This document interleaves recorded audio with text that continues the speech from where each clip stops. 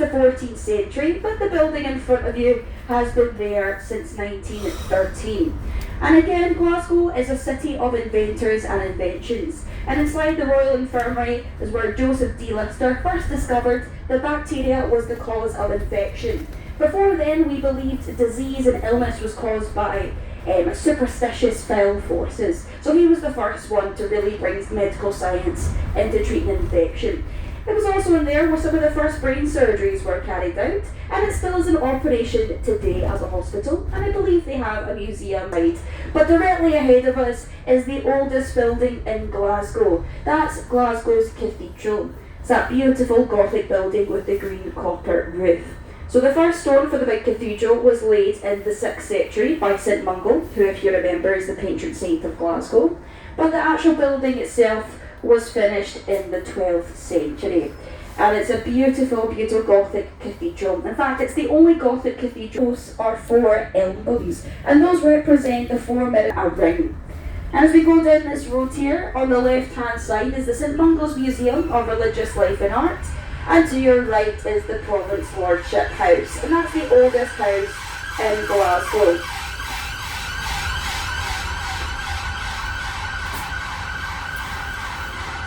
And doctors who would have been working at the old hospital next to the cathedral. Back then, hospitals and other places of community care were run by the religious people of the town. So you go and get a broken leg fixed by a nun or a monk, for example. And that's us approaching stop number 2. That's stop number 2.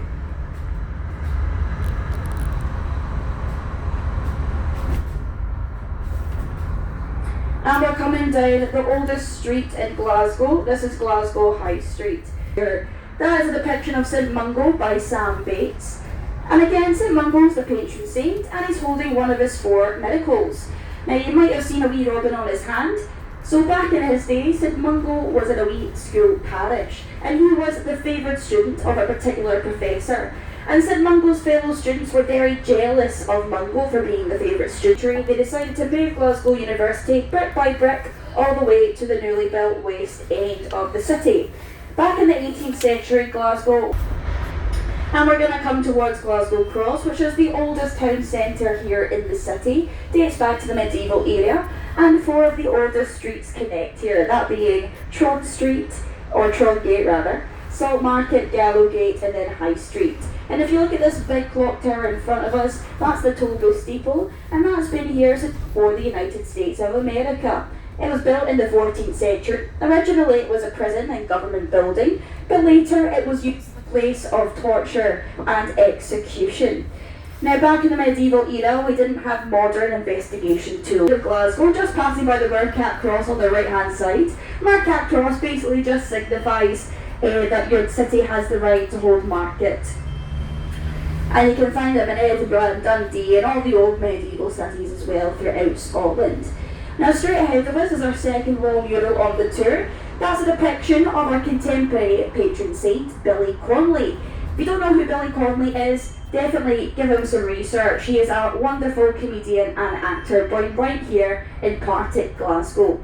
And he's so beloved and so famous here in the city that for his 75th birthday we erected 3 of these large wall murals. And again, this one was painted in 2016 by Rachel McLean.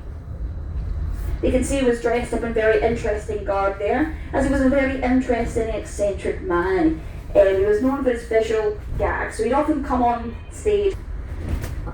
And as we pull deeper into Glasgow's East End, we're going to be approaching stop number 4, which is just outside Glitman's Sweet Shop, which is the oldest sweet shop in Glasgow. That's stop number 4.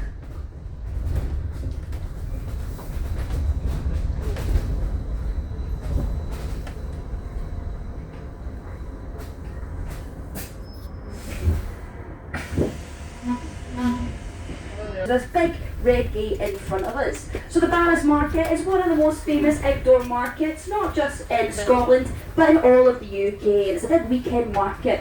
And it was founded in the 1920s by the first female Scottish millionaire, Maggie McIver. And she got her millions from the Barras, as she figured it was cheaper and more cost efficient to sell goods out of wheelbarrows than it was to sell goods out of literal physical storefronts. And that's where we get the Barras name from. It comes from the wheelbarrows. I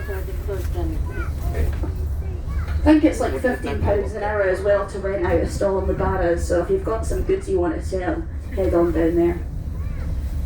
Now, Glasgow in Scots translates to home of the dear green place, and there's a misconception about Glasgow that we're a very industrial grey town with lots of factories and pollution and smoke and whatnot, and that couldn't be further from the truth. In fact, we have 90 different public parks, and a third of our total city space is made up of green land such as this. So again, Glasgow's not the grey city we're often portrayed as. And here we are, not just in the oldest public park in Scotland, but the oldest public park in all of Europe.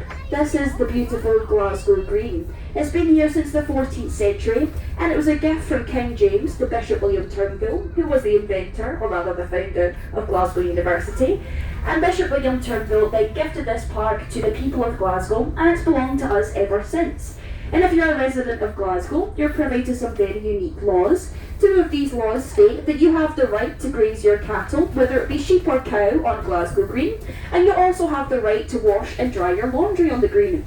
As you can see, there's not many cows or sheep here today, but it's perfectly legal to bring them here. Now, as we go straight ahead here, you'll be able to see the world's largest terracotta fountain. This was built for Queen Victoria's Golden Jubilee, and you can see a statue of Queen Victoria on top of that fountain there, and beneath her are various representations of the former British Empire.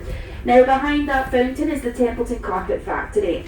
Now, it's a very beautiful and unique looking building, and it was actually designed to look like the Doge's Palace in Venice.